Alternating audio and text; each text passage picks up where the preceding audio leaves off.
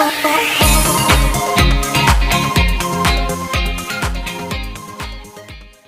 का जो कस्टमर हम लोग का जो कस्टमर था वो कस्टमर जो रोड मोड में कस्टमर आते हैं, रोड मोड का जो कस्टमर जो भी आते हैं उनका जो एंड यूज है या जहां पर भी वो लेके जाना चाहते हैं कोयला, वो कोयला में उनको चाहिए, उनको बराबर यही चाहिए कि फ्रेश कोयला, जो कोयला प्रोडक्शन होके जैसे गिरे हमको डिपो में हम वो कोयला लेके जाएगा। तो ये तो संभव नहीं है कि हम जो भी कस्टम हमारे पास जो स्टॉक है वो स्टॉक हम उठा के दें उनको, तुरंत हम प्रोडक्शन करें और तुरंत हम वहां से कोयला उठा के दे जाए। और आप ये चीज देख रहे होंगे कि रोड का जो कस्टमर है वो लिमिटेड है और हमारा जो रिसोर्स भी है ना वो एक एक माइन से मानिए जो कांटा होगा तो एक गाड़ी का कांटा एक बार में 20 टन का ही कांटा होगा, तो कितना टाइम लगता होगा, एंट्री कांटा, एग्जिट कांटा और ये सारा जितना प्रक्रिया है, ये सारा प्रक्रिया होके निकालने में तो उसका एक लिमिटेशन है। कहीं से भी जब रोड से एग्जिट होगा तो उसका एक लिमिटेशन होता है। तो जैसे डीएफ साहब ने अभी बताया ना आपको कि हमको रेल मोड में इसीलिए हम लोग कंसंट्रेट कर रहे हैं क्योंकि इसमें बल्क निकलेगा कोयला, बल्क कोयला निकालने के लिए तो हमारे पास में जब साइडिंग में कोयला रहेगा तो हम बोल सकते हैं कि हमारे पास में कोयला है। साइडिंग में कोयला ले जाके जब हम वहां से सेल करेंगे तो उतना टाइम फ्रेम का भी जो है जो प्रॉब्लम है वो काफी जो है उसमें सुधार होना चाहिए। और ये हम लोग देख रहे हैं कि रेल मोड में दूसरे जगह से लोग ऑक्शन में कोयला ले रहे हैं। ऐसा नहीं है कि रेल मोड में कोई ले नहीं जा रहा है, तो सीसीएल से भी लोग ले रहे हैं, ईसीएल से भी लोग ले रहे हैं। तो हम लोगों ने सोचा कि जो है अगर रेल मोड में दूसरी जगह से लोग ले रहा है तो हमारे यहाँ भी हम लोग रेल में जो ऑफर दे रहे हैं तो वो क्यों नहीं लोग ले रहे हैं। ये एक आकलन किया गया, इस आकलन में ये पाया गया कि रेल मोड में जब भी कोई कोयला लेता है तो उसको पर टन कॉस्ट थोड़ा ज्यादा पड़ता है क्योंकि उसको फ्रेट पड़ता है, रेल फ्रेट पड़ता है। लेकिन इसमें एडवांटेज ये है कि आप काफी दूर तक का भी कस्टमर को पकड़ सकते हैं। रोड मोड में आप जो है यहाँ से 200 किलोमीटर 300 किलोमीटर दूर का जो कस्टमर है उसको आप पकड़ नहीं सकते, तो वो कस्टमर आपका रेस्ट्रिक्टेड है। आप कितना भी दीजिएगा तो रोड मोड पर उतना ही कोयला निकलेगा। जहां तक रोड मोड में भी डिफरेंट टाइप ऑफ ग्रेड होता है, जैसे हमको जो हाई ग्रेड कोयला है तो वाशरी 1, 2, 3 जो हाई ग्रेड कोयला है ये कोयला का डिमांड है अगर हमारे पास में, लेकिन इस कोयला के हमारे पास में बहुत ज्यादा उपलब्धता नहीं है। जितना उपलब्ध है मेरे पास में वो सारे हमारे बिक जाते हैं। हमारे पास में उसका कोई कोयला हमारा अपना वाशरी में भी जाता है, हमारा टाटा के साथ एफएसए है, हमारा स्टील अथॉरिटी के साथ में एफएसए है। अभी हम लोग टाटा वाशरी को भी कोयला दे रहे हैं, वहां से वॉश करके भी हम लोग वॉश कोल दे रहे हैं। इसीलिए वाशरी 1, 2, 3 का जो ग्रेड का कोल है वो जो है बहुत ज्यादा कहीं पर भी हमको रिक्वायरमेंट नहीं है कि हम उसके चलते कोई हमको प्रॉब्लम हो रहा। बचा वाशरी 4, 5, 6। वाशरी 4, 5, 6 में भी वाशरी 6 ग्रेड का कोयला बहुत कम है, बहुत ही कम प्रोडक्शन भी है और हमारा स्टॉक भी बहुत कम है।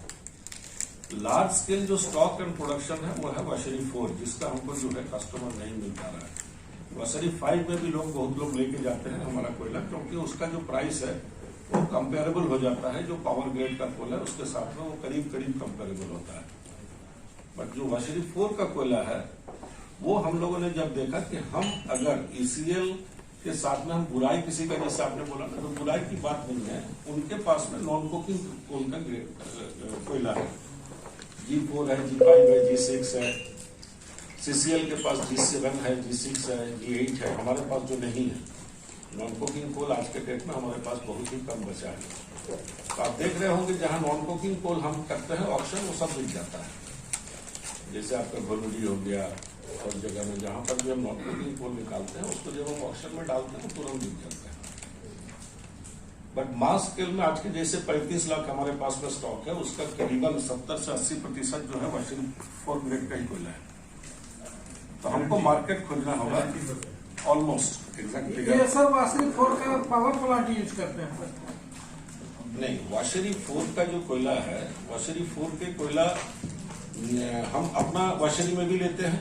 वाशरी 4 का कोयला हम अभी तो पुराने वाशरी में भी लेना चालू किए हैं। आपको पता होगा अभी एसएलवी से साइडिंग से भी कोयला लेना हम लोग चालू किए हैं, पुराना वाशरी में भी। तो वाशरी 4 को हम लोग सारे जगह में ढूंढ रहे हैं कि हम इसको कहाँ कहाँ इस्तेमाल कर सकते हैं, अपना यूज में भी और दूसरे जगह में। तो वाशरी 4 का कोयला जब हम पावर सेक्टर लेके जाता है, चाहे वो हमारा रेगुलेटेड सेक्टर हो चाहे नॉन रेगुलेटेड सेक्टर हो, तो जब वो लेके जाता है तो उसका एंड यूज लेकिन पावर के लिए ही होता है जो हमारे पास, क्योंकि कोई उससे तो कोई कोकिंग कोल बना नहीं रहा है, कोई उसको तो वॉश कोई कर नहीं रहा है कि अपना किसी का वाशरी हो हमसे खरीद के वॉश करे। ऐसा कोई कस्टमर हमारे पास है नहीं कि प्राइवेट वाशरी हो कोई और हमारा कोयला ले जाके वॉश करेगा, करके वॉश कोल बिकेगा, वॉश पावर कोल बेचे। तो ऐसा कोई तो है नहीं कस्टमर आज के दिन में हमारे पास। तो हमको जब इसको बेचना है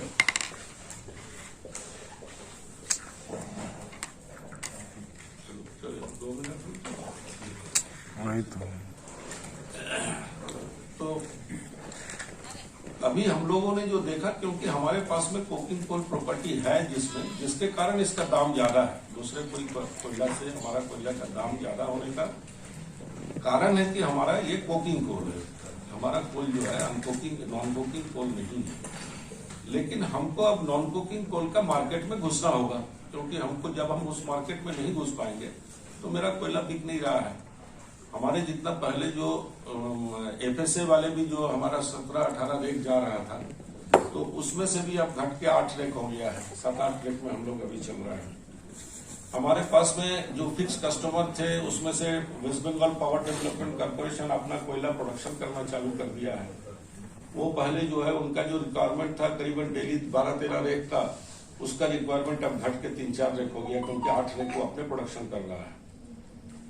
तो मार्केट के ये सारा स्थितियों को देखते हुए और कहीं क्योंकि दूसरा सब्सिडियरी में ये कोयला बिक रहा है रेल मोड से, तो ये एक प्रयास है कि जो है हम उसके वो जिस रेट में दे रहा है पर जीसीबी उसका जितना प्राइस आ रहा है ईसीएल का कोयला का चाहे सीसीएल का कोयला का, तो हम भी उस रेट में जाए और जाके जो है ऑक्शन में उसको दे कस्टमर को, ताकि कस्टमर हमारे ऊपर आकर्षित हो, हमारे पास आए और मेरा भी कोयला ले। बिकॉज हमने प्राइस उसी हिसाब से रखा है कि जो पर जीसीबी ग्रेड का जितना पैसा होना चाहिए वो पैसा उनको जितना पड़ता है ईसीएल या सीसीएल से, उससे हम कॉम्पिटिटिव मेरा प्राइस है। क्वालिटी के बारे में अगर आप पिछला 3 साल का रिकॉर्ड देखेंगे बीसीसीएल का, तो वी आर कंटिन्यूअसली इम्प्रूविंग। 19-20 तक में हम लोग करीबन जहां पर उससे 2 साल पहले हम लोग को जो थर्ड पार्टी सैंपल का जो रिजल्ट आता था उसमें conforming to quality and above quality जो है जहां 30% था, अभी वो बढ़ के अबाउट 60% तक पहुंचा है 2 साल में, मोर देन 60% तक गए हैं। एंड थोड़ा सा अभी हम लोग को ऐसा बहुत ज्यादा और प्रॉब्लम रह नहीं गया है। 80% जो मिनिस्ट्री का डायरेक्टिव है वो हम लोग बहुत जल्द हो सकता है कि इस फाइनेंशियल ईयर में ही हम लोग उसको टेकअप कर ले, पकड़ ले। क्रशिंग तो 80%। क्रशिंग का जहां तक सवाल है, क्रशिंग हम लोग जो 2019 से जो हम लोग एक ये लिए थे इनिशिएटिव या रादर जो है ड्राइव लिए, उसके कारण continuously crushing has improve.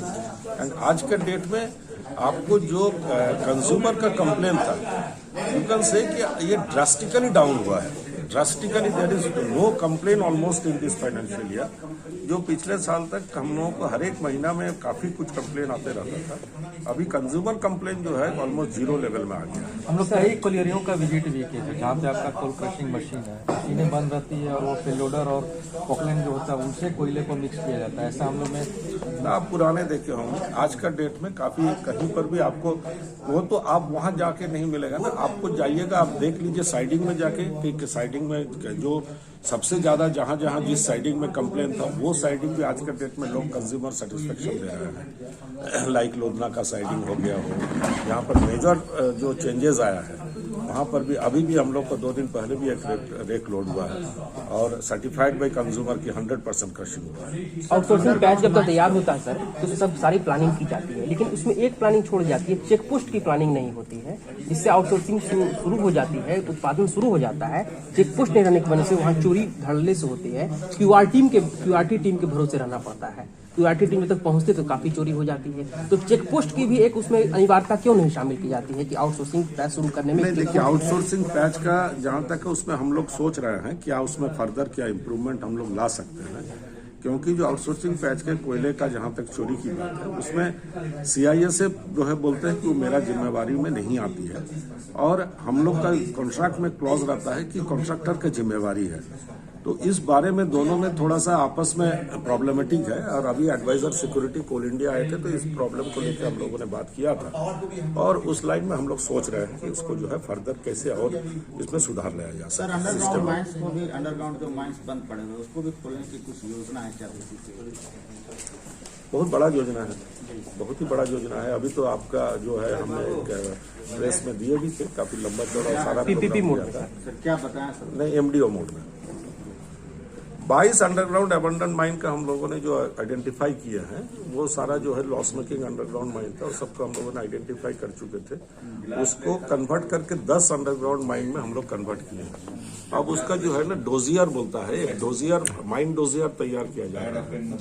Mine dossier तैयार करने के बाद हम लोग उसको एक एक माइन का MDO मोड में उसको टेंडर करेंगे। MDO मोड में टेंडर करने का पहला चरण में 4 माइन है, जिसमें से 2 अभी हम लोग सबसे पहले लेके आएंगे। लोहापट्टी है, मधुबन है और 2 और है, अभी चारों का नाम हमको याद नहीं आ रहा है। बट टोटल ये इस साल के अंदर में हम लोग प्रयास कर रहे हैं कि हम लोग 4 का टेंडर करें मार्च एंड तक। 4 नहीं तो 2 तो करेंगे ही, अप्रैल का शुरुआत तक और 2 करेंगे, 4 का टेंडर करेंगे और बाकी 6 को अगले साल।